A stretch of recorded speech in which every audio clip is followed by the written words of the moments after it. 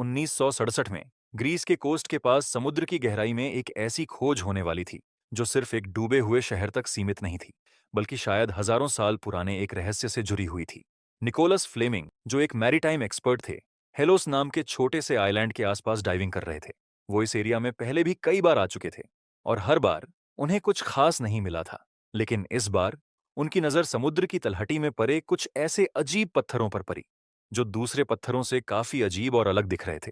ये stones ordinary नहीं थे, क्योंकि उनमें एक क्लियर और रेगुलर सा एक पैटर्न दिखाई दे रहा था, जैसे उन्हें किसी प्लानिंग के तहत वहां रखा गया हो। यानी कि ये किसी भी तरह से नेचुरल नहीं लग रहा था। क्योंकि अब निकोलस को इन अजीब शेप के बारे में जानने की क्यूरियोसिटी बढ़ने लगी, इसलिए निकोलस ने और गहराई में जाने का फैसला किया। और जैसे ही वो गहराई में गए तो उन्हें एहसास हुआ कि ये रेगुलर शेप के पत्थर असल में कुछ और नहीं, बल्कि इमारत की फाउंडेशन के हिस्से हैं।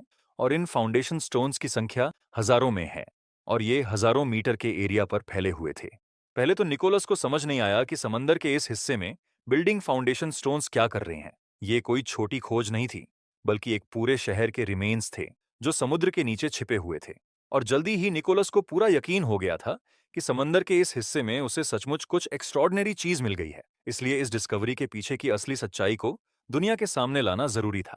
इसलिए अगली बार निकोलस वापस इसी जगह पर गए, लेकिन इस बार पूरी तैयारी के साथ। जब वो अपनी टीम को लेकर वापस वहां लौटे तो इस शक ने यकीन का रूप ले लिया। निकोलस के साथ आई पूरी टीम दंग रह गई जब उन्होंने यहां दूर दूर तक बिखरे हुए ऐसे ऐसे सामान देखे जो इंसानों के इस्तेमाल में आते हैं। वहां मिट्टी के बर्तन, टूल्स, ईंटों की नींव और सड़कों के निशान मिले, जिससे साफ हो गया कि ये एक डेवलप्ड और वेल प्लान्ड शहर था। लेकिन असली सवाल अब शुरू हुआ कि इतना बड़ा और ऑर्गेनाइज्ड सिटी समुद्र के नीचे कैसे पहुंच गया। और यहीं से ये खोज एक पुरानी कहानी से जुड़ने लगती है। एक ऐसी कहानी जो करीब 2000 साल पहले एंशिएंट ग्रीक फिलोसोफर प्लेटो ने लिखी थी। उन्होंने एक ऐसी सिविलाइजेशन का जिक्र किया था जिसका नाम एटलांटिस था।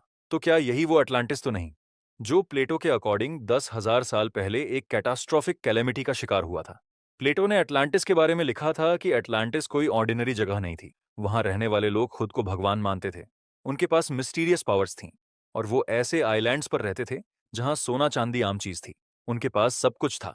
प्लेटो ने अपनी किताब में लिखा था कि अटलांटिस के लोग काफी आराम पसंद थे और धीरे धीरे उन्होंने अपनी ताकत का गलत इस्तेमाल करना शुरू किया। प्लेटो के अकॉर्डिंग उनका यही एरोगेंस उनके डाउनफॉल का कारण बना। और फिर एक दिन बिना किसी चेतावनी के एक ऐसा भयानक नेचुरल डिजास्टर आया जिसने सब कुछ खत्म कर दिया। पूरा शहर, पूरी सिविलाइजेशन एक ही रात में गायब हो गई और जिसने इस दुनिया से अटलांटिस का नामो निशान ही मिटा दिया। 2000 साल पहले लिखी गई अटलांटिस की ये कहानी आज एक हिस्टोरिकल एनिग्मा बन चुकी है, क्योंकि इतिहास में कई ऐसे शहर हुआ करते थे जो आज समुद्र के अंदर डूबे हुए हैं। इसलिए कई लोगों को अटलांटिस के भी समुद्र में डूब जाने पर पूरा भरोसा है। लेकिन सवाल ये है कि इतना मैसिव सिटी और एंटायर सिविलाइजेशन अगर रातों रात गायब हो गई तो आखिर वो कहाँ गई? दुनिया में वो कौन सी जगह थी जहां अटलांटिस के लोग बसते थे? और इजिप्ट के पिरामिड्स बनने से भी 6,500 साल पहले रहने वाले इन इंसानों के पास आखिर ऐसा क्या था कि जिसे आज तक याद किया जाता है? ये ही वो सवाल हैं जिनका जवाब खोजने के लिए साइंटिस्ट्स, आर्कियोलॉजिस्ट्स और रिसर्चर्स पिछले कई सदियों से कोशिश कर रहे हैं।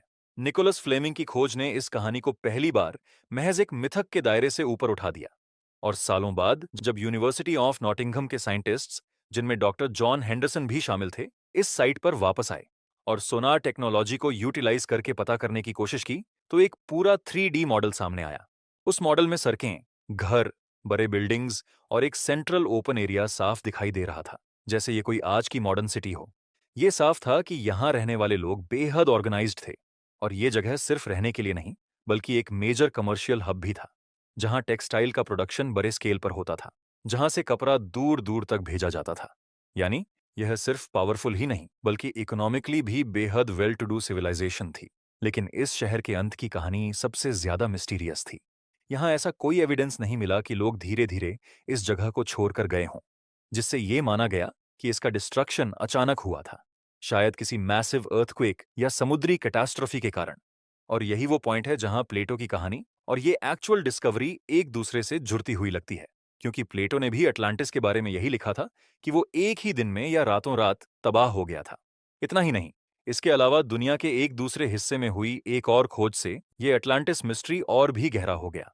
और ये डिस्कवरी जापान के योनागुनी आइलैंड के कोस्ट के पास पानी के नीचे मिली एक मैसिव अंडर वाटर स्ट्रक्चर से जुड़ी है, जिसे डाइवर चाइरो अराताकी ने खोजा था। चाइरो अराताकी ने यहां गोता लगाने का फैसला किया।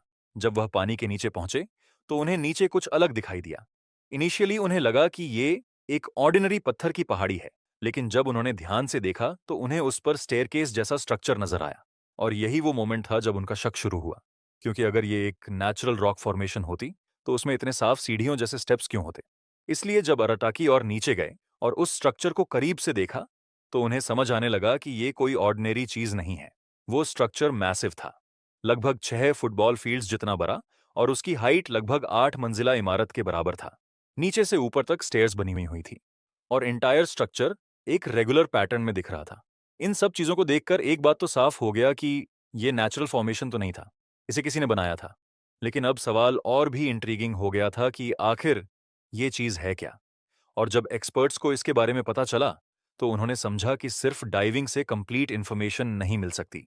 इसलिए उन्होंने मॉडर्न सोनार टेक्नोलॉजी का इस्तेमाल करने का फैसला किया। योनागुनी आइलैंड के आसपास पूरे सीबेड को स्कैन किया गया और जब उसका 3D मॉडल जनरेट हुआ तो पहली बार इस स्ट्रक्चर का फुल स्कोप सामने आया। और जो सामने आया वो काफी हैरान करने वाला था। ये एक हाईली ऑर्गेनाइज्ड, लगभग पैलेस जैसा स्ट्रक्चर लग रहा था। इस डिस्कवरी ने दुनिया भर के आर्कियोलॉजिस्ट्स, जियोलॉजिस्ट्स और साइंटिस्ट्स का ध्यान अपनी ओर खींचा और कई एक्सपर्ट्स इस जगह को देखने पहुंचे, जिनमें मरीन जियोलॉजिस्ट प्रोफेसर मसाकी किमुरा भी शामिल थे। प्रोफेसर किमुरा ने इस स्ट्रक्चर को स्टडी किया और उन्हें इसमें कई ऐसे इंडिकेशंस मिले जो बताते थे कि ये मैन मेड हो सकता है। इसमें एक टनल था जो शायद इसका मेन एंट्रेंस था। वहां तक जाने के लिए रास्ते बने हुए थे, स्टेयरकेसेस थी जो ऊपर तक जाती थी और ऊपर फ्लैट टेरेसेस बने हुए थे। और सबसे इंटरेस्टिंग बात यह थी कि सबसे ऊपर की टेरेस पर एक ट्रायंगुलर शेप का पूल भी था, जिससे ये अंदाजा लगाया गया कि यहां रहने वाले लोग मियरली सर्वाइव ही नहीं कर रहे थे, बल्कि एक ऑर्गेनाइज्ड और सोशल लाइफ जीते थे। और ये टेरेसेस इतने बड़े थे कि एक साथ हजारों लोग यहां खड़े हो सकते थे।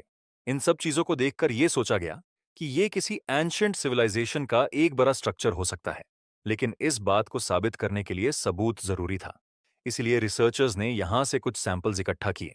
ज्यादातर सैंपल्स अनरिमार्केबल थे, लेकिन एक पत्थर ऐसा था जिस पर एक क्रॉस जैसा सिंबल बना हुआ था और उसमें 2 छेद भी थे। इससे यह माना गया कि शायद इसे हाथ में पकड़कर किसी स्पेसिफिक पर्पस के लिए इसका यूज किया जाता था। इस डिस्कवरी ने प्रोफेसर मासाकी किमुरा जैसे एक्सपर्ट्स को यह मानने पर मजबूर कर दिया कि यह पॉसिबली किसी एंशिएंट सिविलाइजेशन का पार्ट हो सकता है। इसके अलावा कार्बन डेटिंग से यह पता चला कि यह स्ट्रक्चर हजारों साल पुराना है, वही एग्जैक्ट सेम पीरियड का जब अटलांटिस के एग्जिस्टेंस में होने की बात कही जाती है। अब सोचो, अगर एक नहीं बल्कि अलग अलग जगहों पर ऐसे एविडेंस मिल रहे हैं, तो क्या ग्रीस के पास मिला शहर और योनागुनी आइलैंड के नीचे पाया गया स्ट्रक्चर दोनों किसी एक ही सिविलाइजेशन के अलग अलग पार्ट्स हैं? या फिर हम अलग अलग कहानियों को जोड़ कर एक ही मिस्ट्री बनाने की कोशिश कर रहे हैं?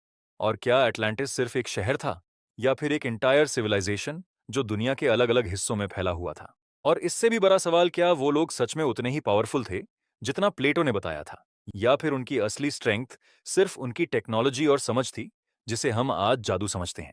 प्लेटो ने जिस अटलांटिस का जिक्र किया था वो सिर्फ एक इमेजिनेशन तो नहीं लगती, बल्कि शायद इसके रूट्स किसी हिस्टोरिकल इवेंट या सिविलाइजेशन से जुड़ी हैं, जिसके ट्रेसेस आज भी सागर की गहराइयों में छिपे हुए हैं।